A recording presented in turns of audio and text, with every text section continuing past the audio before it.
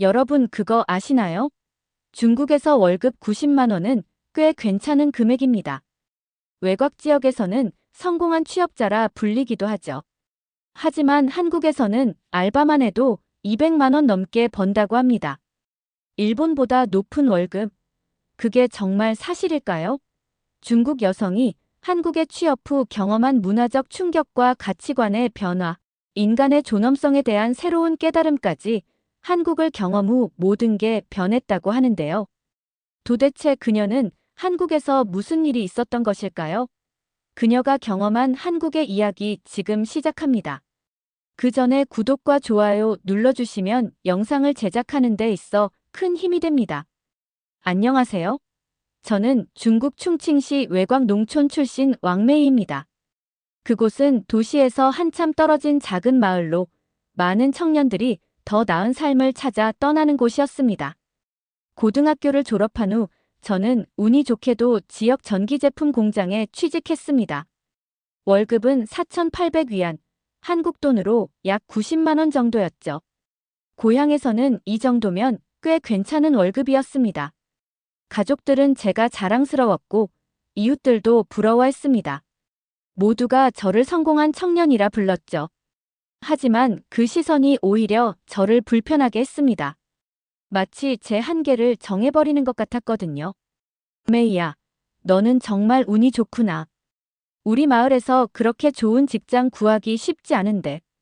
어머니는 항상 그렇게 말씀하셨습니다. 동네 어른들도 비슷한 말씀을 하셨죠. 하지만 저는 가끔 궁금했습니다. 이게 정말 최선일까? 더 넓은 세상은 어떨까? 그런 생각을 하고 있을 때 고등학교 친구 리나에게서 연락이 왔습니다. 메이야, 한국에서 일할 사람 구한대. 월급이 250만 원이래. 처음에는 믿기 어려웠습니다. 제가 받는 월급의 거의 3배나 되는 금액이었으니까요. 지금 생활에도 만족했지만 저는 더 많은 것을 경험하고 싶었습니다. 그리고 솔직히 그 돈으로 부모님을 더 잘 모실 수 있다는 생각에 마음이 흔들렸습니다. 저는 망설임 끝에 결국 지원서를 넣었습니다. 2주 후 합격 소식을 들었을 때는 기뻤지만 동시에 두려움도 컸습니다. 한국어도 거의 못했고 한국에 대해 아는 것도 별로 없었으니까요. 하지만 새로운 도전을 하기로 했습니다. 이건 내가 더 큰 꿈을 이루기 위한 첫걸음이다. 그렇게 생각하며 스스로 다짐했습니다. 떠나기 전날 부모님은 걱정하셨지만 응원해 주셨습니다. 어머니는 제 짐을 싸주시면서 눈물을 참으셨죠. 아버지는 말없이 제 어깨를 두드리셨습니다. 비행기 안에서 창밖의 구름을 보며 생각했습니다. 이제 정말 낯선 곳으로 가는 거구나. 설렘과 두려움이 교차했지만 한 가지 확실한 것은 지금의 선택이 제 인생을 바꿀 거라는 확신이었습니다. 모두가 부러워했지만 그 시선이 내 한계를 정해버리는 것 같았어요. 저는 더 넓은 세상을 보고 싶었습니다.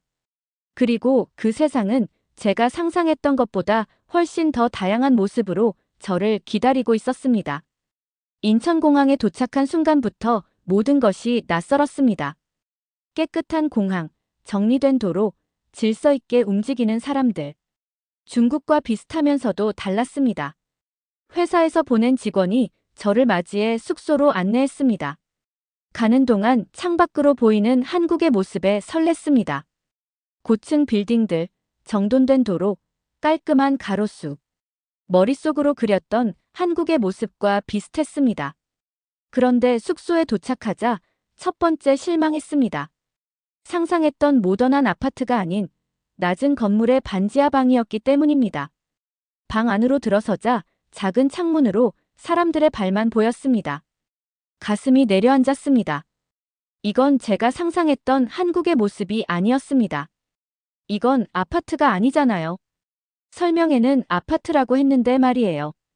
안내해준 직원은 미안한 표정을 지으며 대답했습니다. 공식적으로는 원룸 아파트라고 해서 그렇게 표현했어요. 한국에서는 이런 방도 아파트라고 부르기도 해요. 그 말에 더 실망했지만 생각보다 방 안은 깨끗하고 따뜻했습니다. 필요한 가구도 다 갖춰져 있었고 인터넷도 잘 됐습니다. 화장실과 부엌도 작지만 깔끔했습니다. 창문 밖으로 사람들의 발만 보이는 게 조금 이상했지만 생각보다 나쁘지 않았습니다. 다음 날 공장으로 출근했을 때 두 번째 충격이 왔습니다. 제가 맡게 된 일은 사무직이 아닌 공장 조립 라인에서의 단순 작업이었습니다. 휴대폰 부품을 조립하는 일이었는데 중국에서 제가 맡았던 품질 관리 업무와는 달리 단순 반복 작업이었습니다. 저는 품질 관리 경험이 있는데 그쪽으로는 일할 수 없나요? 현장 관리자에게 물었더니 그는 미소를 지으며 대답했습니다.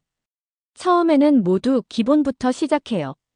한국어도 더 배우고 우리 시스템에 적응하면 다른 일도 맡을 수 있을 거예요. 자존심이 상했지만 어쩔 수 없이 받아들이기로 했습니다.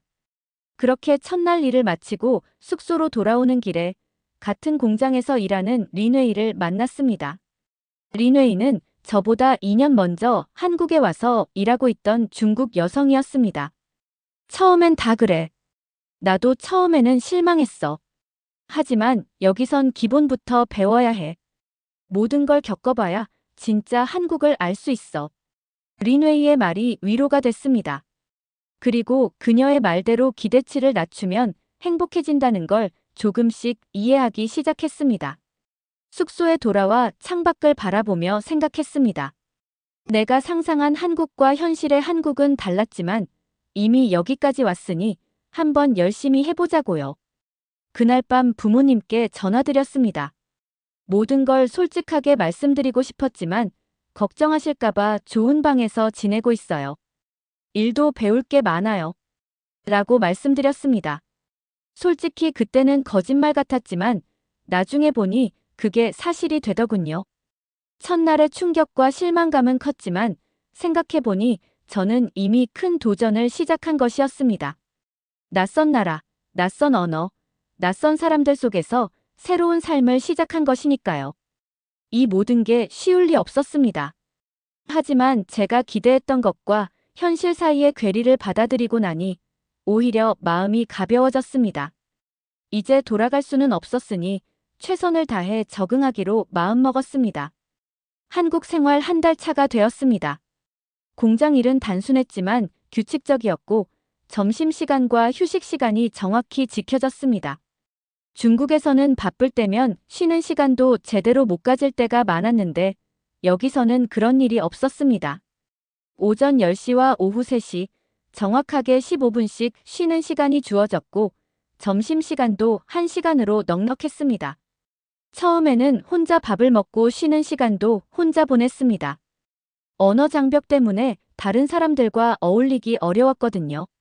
그러다 어느 날 점심시간에 제 옆자리에 앉은 여성이 말을 걸어왔습니다. 안녕하세요. 중국에서 오셨나요? 서툰 한국어로 대답했습니다. 네, 중국에서 왔어요.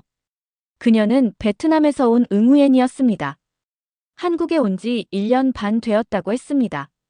그녀 덕분에 또 다른 외국인 노동자 수파를 만나게 됐습니다. 수파는 태국에서 왔는데 한국에 온 지는 8개월 정도 되었다고 했습니다. 처음에는 언어 때문에 대화가 쉽지 않았습니다. 그래도 우리는 서로를 이해하려고 노력했습니다. 응우에는 영어를 조금 할 줄 알았고 수파는 태국어와 한국어 단어를 섞어 말했습니다. 저는 중국어와 간단한 한국어로 대화했죠. 우리의 한국어 실력은 형편없었지만 웃음은 국경이 없었습니다. 메이, 우리 주말에 같이 놀러 가요. 응우엔의 제안으로 우리는 주말마다 근처 공원에서 만나 각국의 음식을 나눠 먹기 시작했습니다. 베트남 쌀국수, 태국 팟타이, 중국 만두. 서로 다른 맛에 감탄하며 우리는 가까워졌습니다. 이 작은 만남이 제게는 큰 위로가 되었습니다. 혼자가 아니라는 생각, 비슷한 처지의 사람들이 있다는 사실이 힘이 됐습니다. 함께 한국어 교실에도 다니기 시작했습니다. 회사에서 무료로 제공하는 한국어 수업이었는데 매주 2번 저녁 시간에 있었습니다. 처음에는 한글 자음과 모음부터 배웠는데 생각보다 어렵지 않았습니다. 한자어가 많아서 중국인인 제게는 조금 유리한 점도 있었죠. 메이는 중국 사람이라 한자 알아서 좋겠다. 수파가 부러워하면 저는 웃으며 대답했습니다. 그래도 발음은 너가 더 잘해 나는 항상 리을이랑 니은이 헷갈려. 이렇게 서로 격려하며 배워가는 시간들이 쌓여갔습니다. 점점 한국 생활에 적응해가는 느낌이었습니다. 다른 나라에서 온 친구들과 함께하니 외로움이 줄었어요. 우리 모두 더 나은 삶을 찾아 여기 왔다는 걸 알게 되었죠. 월말이 되어 드디어 첫 월급을 받았습니다.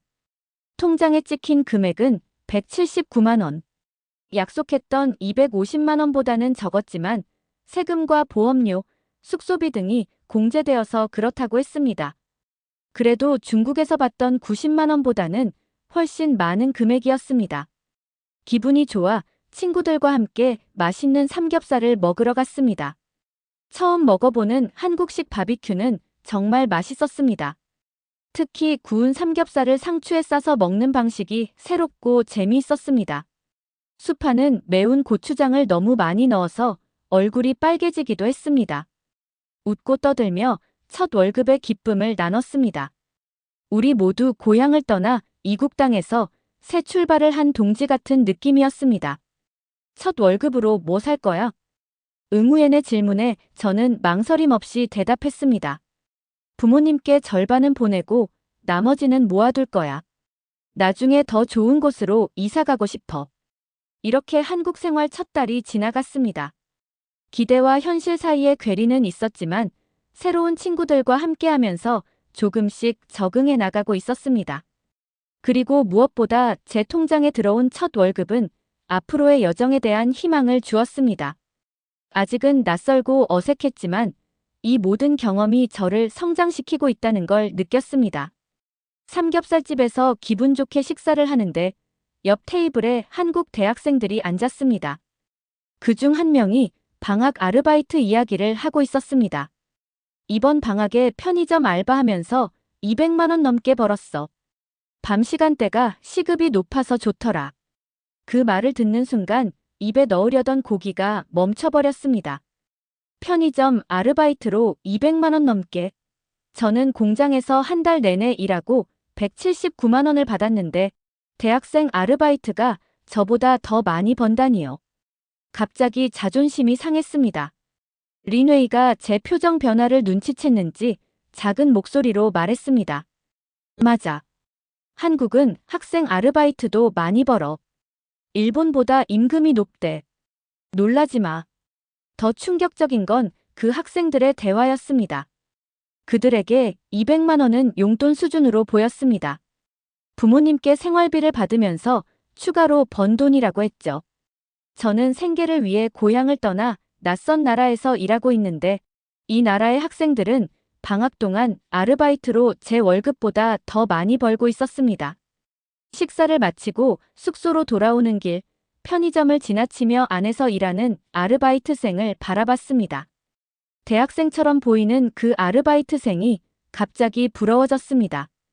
고향에서 자랑스럽게 여겼던 제 월급이 여기선 아르바이트생보다 적다는 현실이 가슴을 무겁게 했습니다. 숙소에 돌아와 침대에 누워 생각했습니다. 내가 고향에서 엄청난 금액이라 생각했던 90만 원이 여기선 대학생 용돈 수준이라니. 세상이 무너지는 것 같았어요. 중국과 한국의 경제 차이를 알고는 있었지만 이렇게 직접 체감하니 더 충격적이었습니다. 그날 밤 고향 친구들에게 자랑했던 일들이 떠올랐습니다. 얼마나 우쭐댔는지, 얼마나 자신만만했는지. 그 자부심이 한순간에 무너졌습니다. 하지만 동시에 이상한 감정도 들었습니다. 내가 지금 더 나은 곳에 와 있다는 사실, 더 배울 것이 많은 곳에 있다는 사실에 대한 희망 같은 것이었습니다. 다음 날 공장에서 린웨이와 점심을 먹으며 물었습니다. 넌 여기 온 지 2년이나 됐는데 중국으로 돌아갈 생각 없어? 린웨이는 잠시 생각하더니 대답했습니다. 메이야, 여기서 돈만 벌어가지 마. 이 나라에서 배울 수 있는 건 훨씬 많아. 난 아직 더 배우고 싶어서 못 가. 처음에는 그 말이 무슨 뜻인지 몰랐습니다. 대체 돈 말고 뭘 더 배운다는 걸까? 하지만 조금씩 이해하기 시작했습니다. 단순히 돈이 아니라 삶의 방식, 사회 시스템, 사람들의 태도 같은 것들이 중요하다는 걸요. 그리고 그런 것들을 배울 수 있다면 지금의 충격도 견딜 수 있을 것 같았습니다. 그날 저녁 고향에 있는 부모님께 돈을 보냈습니다. 첫 월급의 절반을 송금하면서 왠지 모를 자부심이 다시 생겼습니다. 금액의 크고 작음이 중요한 게 아니라 내가 스스로 벌어서 가족을 돕는다는 사실이 중요하다는 걸 깨달았습니다. 그리고 한국에서의 생활이 제게 새로운 시각을 열어주고 있다는 사실도 느꼈습니다. 편의점 알바생보다 적게 번다는 사실에 충격을 받았지만 그것은 동시에 이 사회의 다른 면을 보여주는 창문이기도 했습니다. 대학생도 충분한 임금을 받을 수 있는 사회, 단순 노동도 제대로 된 대가를 받는 사회. 그런 사회를 경험하고 있다는 건 어쩌면 제가 받은 월급보다 더 가치 있는 것일지도 모른다는 생각이 들었습니다. 일을 마치고 회사에서 숙소로 돌아가는 길 신호등 앞에서 멈춰 섰습니다. 차가 한 대도 지나가지 않는데도 사람들은 빨간불이 바뀔 때까지 기다렸습니다. 중국에서는 상상하기 어려운 모습이었습니다. 그곳에서는 차가 없으면 신호를 무시하고 건너는 경우가 많았거든요. 처음에는 답답했지만 곧 그 속에서 질서를 발견했습니다. 작은 규칙 하나를 지키는 것이 모여 더 큰 질서를 만드는 거죠. 회사에서도 비슷한 경험을 했습니다. 감시 카메라나 상사의 감시 없이도 모두가 자기 일에 충실했습니다. 중국에서는 항상 누군가 지켜보고 있다는 느낌이었는데 여기서는 자율성을 존중받는 느낌이었습니다. 어느 날 갑자기 비가 내렸습니다. 우산이 없어 당황했는데 회사 출입구에 비치된 공용 우산함을 발견했습니다. 누구나 빌려 쓰고 돌려놓는 시스템이었습니다. 더 놀라운 건 아무도 관리하지 않는데도 모두가 규칙을 지킨다는 점이었습니다. 저는 우산을 빌려 숙소로 돌아왔고 다음 날 아침 잊지 않고 우산을 돌려놓았습니다. 쓰레기 분리수거도 저에게는 새로운 경험이었습니다. 처음에는 복잡하고 귀찮게 느껴졌습니다. 플라스틱, 종이, 캔, 일반 쓰레기를 구분하는 게 쉽지 않았거든요. 하지만 며칠 지나자 자연스럽게 습관이 됐습니다. 그리고 이상하게도 쓰레기를 분류하는 과정에서 제 생각도 정리되는 느낌이었습니다. 쓰레기를 버릴 때마다 내 마음속 쓰레기도 함께 버려지는 것 같아. 린웨이에게 그렇게 말했더니 웃으며 대답했습니다. 그래, 바깥 공간이 깨끗하면 마음도 깨끗해지는 법이야. 주말에는 린웨이와 함께 한강공원에 가보았습니다. 많은 사람들이 있었지만 어디에도 쓰레기가 보이지 않았습니다. 깨끗한 잔디, 깔끔한 자전거 도로, 질서 있게 줄 서 있는 사람들. 이런 환경이 사람들을 변화시키는 걸까요? 아니면 사람들이 이런 환경을 만드는 걸까요? 그리고 저도 모르게 변하고 있었습니다. 방이 점점 깔끔해졌고 시간 약속을 더 중요하게 여기게 됐습니다. 작은 규칙들을 지키는 데서 오는 만족감을 느끼기 시작했습니다. 쓰레기를 분류하는 방식이 사람의 마음까지 정리해준다는 걸 깨달았어요. 저도 모르게 제 방이, 제 마음이 깔끔해졌습니다. 특히 인상 깊었던 건 회사에서의 문화였습니다. 중국에서는 상사의 눈치를 많이 봤는데 여기서는 업무 시간과 휴식 시간이 명확히 구분되었습니다. 야근을 해도 수당이 제대로 지급되었고 휴가도 눈치 보지 않고 사용할 수 있었습니다. 이런 작은 차이들이 모여서 일하는 사람의 존엄성을 만든다는 걸 느꼈습니다. 공장 밖의 일상에서도 비슷한 경험을 했습니다.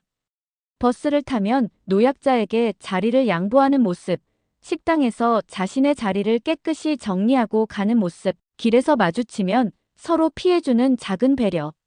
이런 모습들이 모여 더 살기 좋은 사회를 만드는 것 같았습니다. 한 번은 지하철에서 지갑을 잃어버린 적이 있었습니다. 당연히 찾을 수 없을 거라 생각했는데 영무원의 안내로 분실물 센터에 가보니 제 지갑이 그대로 있었습니다. 현금 7만 원까지 그대로였죠. 그런 경험은 중국에서는 상상하기 어려웠습니다. 왜 한국 사람들은 이렇게 규칙을 잘 지키나요? 어느 날 한국어 교실에서 선생님께 물었습니다. 선생님은 잠시 생각하더니 대답했습니다. 규칙을 지키면 결국 모두가 편해지니까요. 그리고 어렸을 때부터 그렇게 배우기도 하고요. 단순한 대답이었지만 그 말이 제 마음에 오래 남았습니다. 규칙을 지키는 게 단순히 강제나 벌 때문이 아니라 모두의 편안함을 위한 것이라는 생각. 그것은 제가 미처 생각해보지 못한 관점이었습니다. 숙소 근처 작은 공원에서 아이들이 놀이기구를 타는 모습을 지켜본 적이 있습니다. 줄을 서서 차례를 기다리고 다 타면 다음 사람에게 양보하고 놀이기구를 함부로 다루지 않는 모습. 어른들의 감시 없이도 아이들은 질서를 지켰습니다. 그때 깨달았습니다. 질서는 억압이 아니라 자유를 위한 기본 조건이라는 걸요. 한국에 온 지 3개월이 되면서 저도 모르게 많은 것이 변했습니다. 쓰레기를 분리배출하는 건 이제 당연한 일이 되었고, 신호등을 지키는 것도, 공공장소에서 조용히 하는 것도 자연스러워졌습니다. 제 방은 예전보다 훨씬 깔끔해졌고, 옷장도 정리되었습니다. 이런 변화를 느끼면서 문득 생각했습니다. 내가 한국에 온 건 단지 돈을 벌기 위해서였는데, 지금은 그보다 더 많은 것을 배우고 있다는 사실을요. 그리고 이런 배움이 어쩌면 돈보다 더 값진 것일지도 모른다는 생각이 들었습니다. 월급을 받은 지 일주일 후 고향 친구 리나에게서 메시지가 왔습니다. 메이야, 언제 돌아올 거야? 여기 일자리 좋은 거 있다. 같이 일하자. 그 메시지를 보고 바로 답장하려다가 멈췄습니다. 처음 한국에 왔을 때는 1년에서 2년만 일하고 돈 모아서 돌아갈 생각이었습니다. 하지만 지금은 달라졌습니다. 돈만큼이나 중요한 다른 가치들을 발견하고 있었거든요. 어느 날 퇴근길에 지하철에서 자리를 양보받은 적이 있었습니다. 아무런 조건 없이 그냥 지쳐 보이는 저를 위해 한 낯선 사람의 배려였습니다. 그 작은 친절에 가슴이 따뜻해졌습니다. 중국에서도 이런 일이 없진 않지만 여기서는 더 일상적으로 일어나는 것 같았습니다. 저는 항상 부모님께 돈을 보내면서 뿌듯함을 느꼈습니다. 그건 단순히 돈을 보내는 행위가 아니라 제가 성장하고 있다는 증거였습니다. 하지만 더 중요한 건 제가 돈 외에도 많은 것을 배우고 있다는 사실이었습니다. 질서와 배려, 자율과 책임, 그리고 서로를 존중하는 문화 같은 것들요. 리나의 메시지를 보면서 생각했습니다. 내가 지금 돌아간다면 어떨까? 물론 모은 돈으로 고향에서 더 나은 생활을 할 수 있을 겁니다. 하지만 여기서 배우고 있는 것들은 어떻게 하죠? 눈에 보이지 않지만 분명히 가치 있는 것들을 말입니다. 메이야, 답장 늦어서 미안. 지금은 한국에서 더 배우고 싶어서 당분간 여기 있을 것 같아. 결국 그렇게 답장을 보냈습니다. 리나에게 돌아가자는 말을 하지 못한 이유를 알았어요. 제가 여기서 찾은 건 돈이 아니라 인간으로서의 존엄성이었습니다. 그리고 그것은 어떤 금액으로도 살 수 없는 것이었습니다. 이제는 한국어도 조금씩 늘어서 동네 사람들과 간단한 대화도 나눌 수 있게 되었습니다. 회사에서는 한국인 동료들과도 더 가까워졌습니다. 어느 날 점심시간에 김치찌개를 같이 먹으며 이야기를 나누는데 그들의 꿈과 고민이 저와 크게 다르지 않다는 걸 알게 되었습니다. 직장에서의 스트레스, 미래에 대한 불안, 가족에 대한 책임감. 국적은 달라도 인간의 기본적인 감정은 비슷했습니다. 그리고 그들과 이야기하면서 더 중요한 걸 깨달았습니다. 제가 단순히 돈을 벌기 위해 왔지만 지금은 돈보다 훨씬 더 가치 있는 것들을 얻고 있다는 사실을요. 하루하루 성장하는 저를 발견하게 됐습니다. 한국 생활 6개월 차가 되는 날, 저는 일기를 썼습니다. 중국어와 한국어를 섞어가며 적었는데 그 안에는 제 변화의 흔적이 담겨 있었습니다. 오늘로 한국에 온 지 6개월이 되었다. 처음에는 돈을 벌러 왔지만 이제는 배움이 더 큰 목적이 되었다. 사람들이 서로 존중하고 규칙을 지키고 배려하는 모습. 그것이 어떻게 더 나은 사회를 만드는지. 언젠가 중국으로 돌아갈 때 여기서 배운 것들을 가져가고 싶다. 그리고 가장 큰 변화는 제 자신에 대한 인식이었습니다. 전에는 저를 90만 원 버는 공장 직원으로 정의했다면 이제는 세상을 배우는 여행자로 보게 되었습니다. 월급의 액수보다 더 중요한 가치들이 있다는 걸 깨달은 거죠. 가족들과 영상통화를 할 때도 달라졌습니다. 이제는 돈 많이 벌고 있어요. 라는 말보다 여기서 정말 많은 걸 배우고 있어요. 라는 말을 더 자주 하게 됐습니다.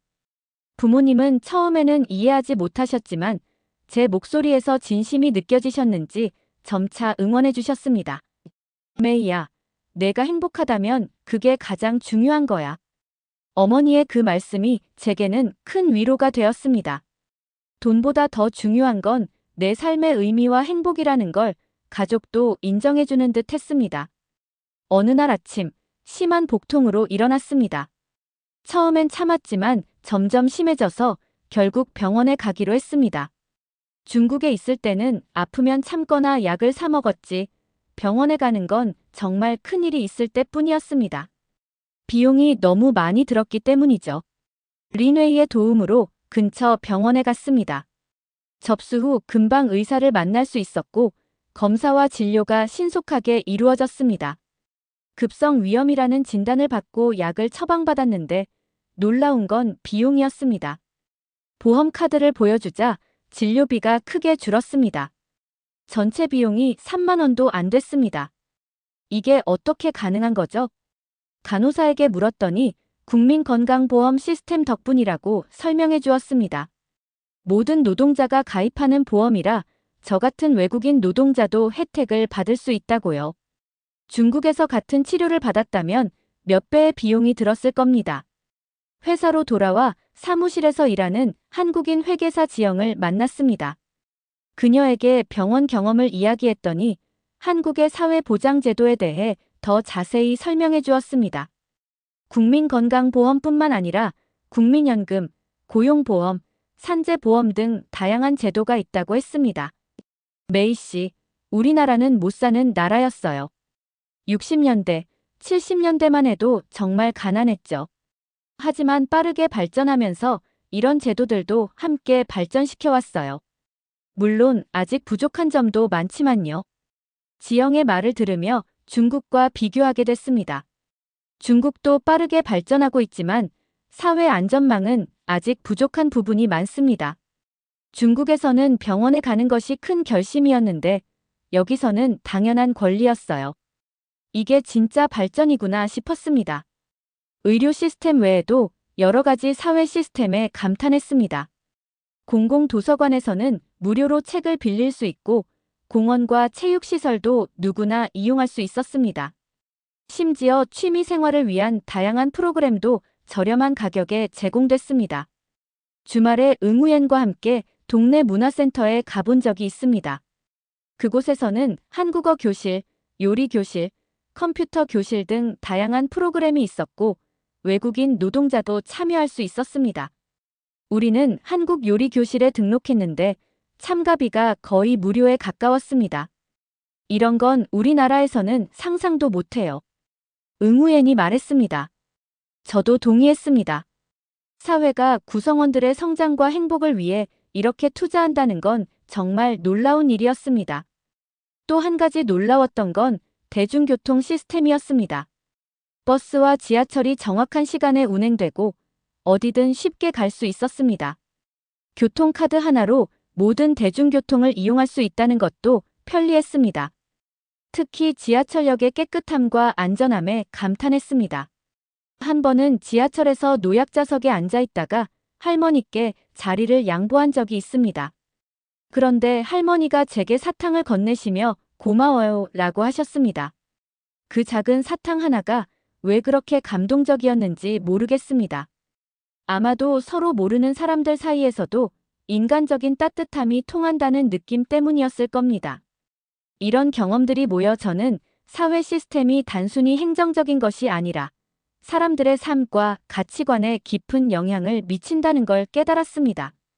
좋은 시스템은 좋은 사람들을 만들고 좋은 사람들은 다시 더 좋은 시스템을 만들어가는 선순환.